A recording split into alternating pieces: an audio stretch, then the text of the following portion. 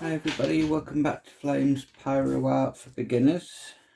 I just wanted to do a little brief chat before I put it onto time lapse regarding this lotus flower burn I did.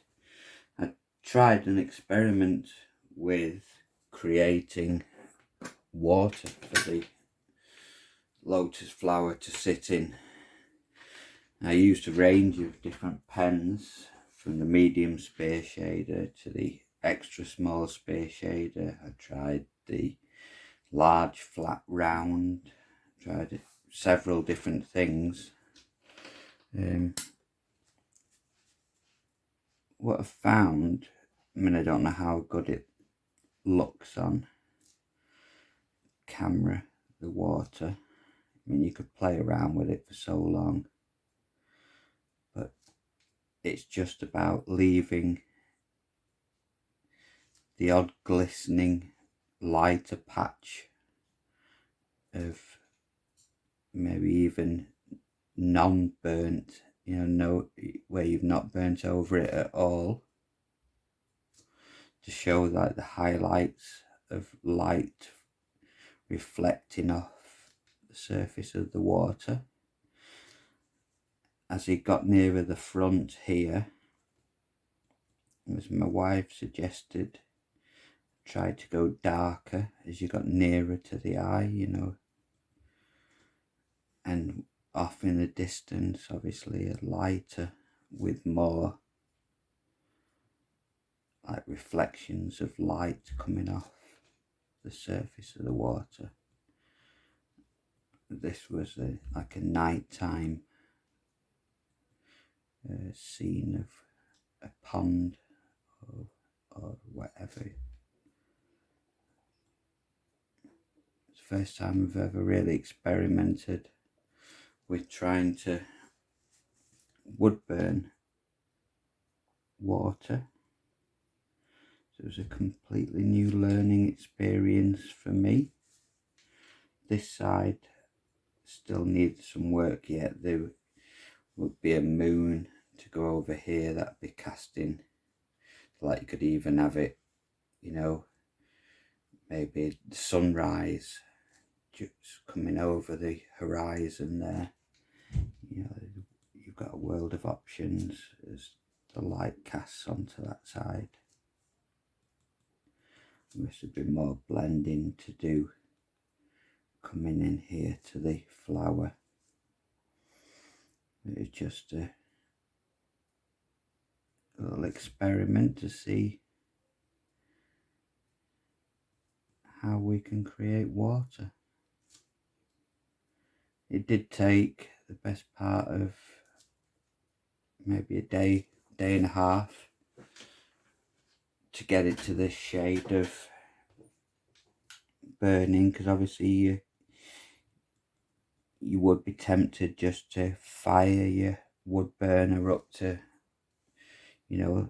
on the Optima, say if you fired it up to like 6 or something, you would just be burning the wood, you'd just be singeing it, and so you have to work on a relatively high heat, but not too high a heat that you scorch the wood.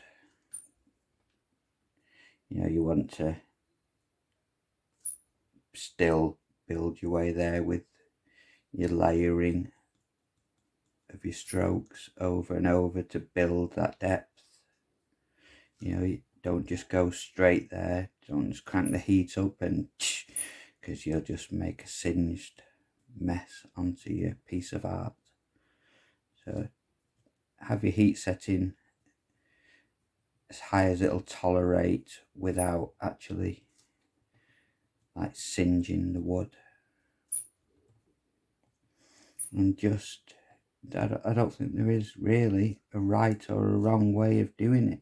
I think it's just opening your mind's eye, trying to cast reflections of light over the water. I think you could just keep going and going and, follow patterns off, like say here, you know, you can follow trails.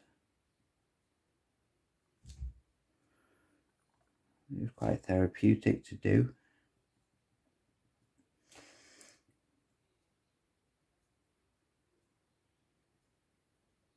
It's a totally new experience, and that's what we're all about on the channel, is experimenting with new types of pyrography, new themes, art. You know, I do like burning animals and the likes, but I do like to mix up the subject matter that I burn.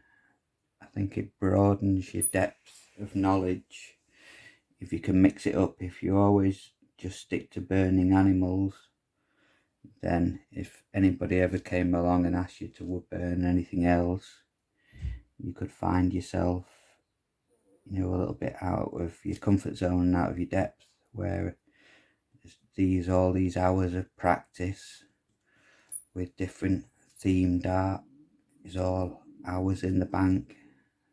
And if anybody did ever come and ask you to create them something a little bit more unusual, you've got this time served, and you'd hopefully be able to create them some magical art. So I'll switch you over to the time lapse now of how I did the main creation of the water, because like I said, it did take best part of a day and a bit, and you definitely don't want to sit through a day and a bit of me darkening this up. So I'll switch over to time lapse. Have a great Monday, everybody. I'm going to be switching up the tutorials again. My next project is going to be a horse, and it's going to be not just the horse's head, but the entire horse. So we're going to look at all the muscles and all the depth and contours and shapes of the magnificent animals, horses, which are just perfect for pyrography. So I'm gonna sand my wood and get my image transferred, and we will start with some tutorials on wood burning horses. Okay, take care everybody. Thank you for stopping by, and thank you for the 100 people who have subscribed to the channel. It means the world to me. I know it, to a lot of people 100 might sound nothing, but to me it may as well be 1,000,000 people. I'm so grateful to each and every one of you that has subscribed to the channel. It means so much, and if I can share a little bit of my passion with others, then that's what it's all about. Okay, take care everybody. Thank you very much. Speak to you all soon. Bye.